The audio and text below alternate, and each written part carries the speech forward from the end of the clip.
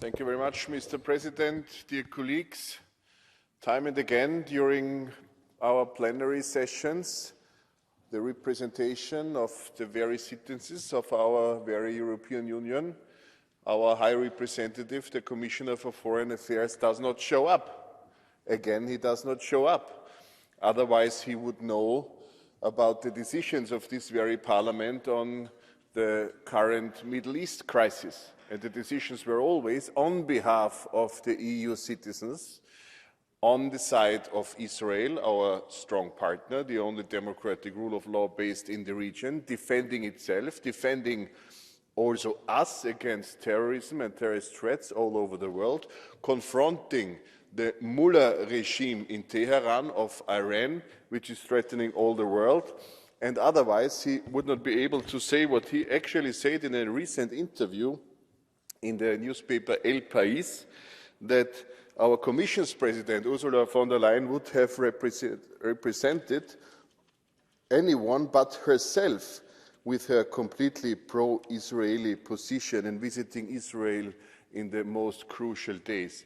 Actually, our Commission's President represented what the people of Europe think in their majority, represented by this Parliament, which has decided into that manner and direction.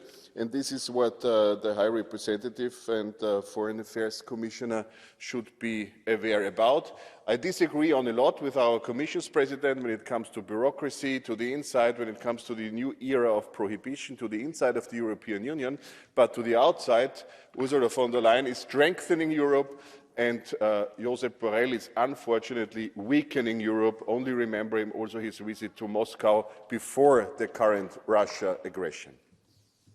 Thank you. Thank you very much, colleague. You've got a blue card. Lukas? You've got a blue card. If you want to answer, it's from Abir Al-Fanani.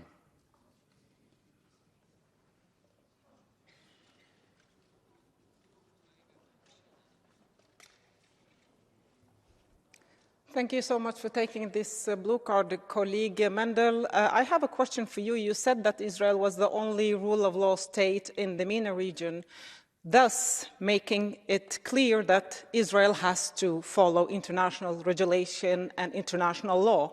Where is it your breaking point? How many more Palestinians have to be killed? What other atrocities can Israel do? Where is your personal breaking point to see that this, what is going on, is not anymore self-defense, it is something else? What is your breaking point, Mr. Mandl? How many more Palestinians have to die?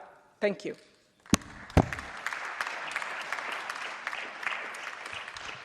Thank you for this question. My personal position and my policy is especially for demilitarization of the Gaza Strip. After dismantling Hamas, which is taking hostage not only Israeli citizens, but the people of the Gaza Strip, the Palestinians themselves. After dismantling Hamas, there must be demilitarization of the Gaza Strip, observed by Israel, but not only by Israel, by others. We then need civil society, we need education there, we need fight anti-Semitism, we need economy which will be capable to help itself, not be dependent on all the world's aid all the time. This is what will be needed in the area. Or in other words, is it possible to respond to a blue card? Or?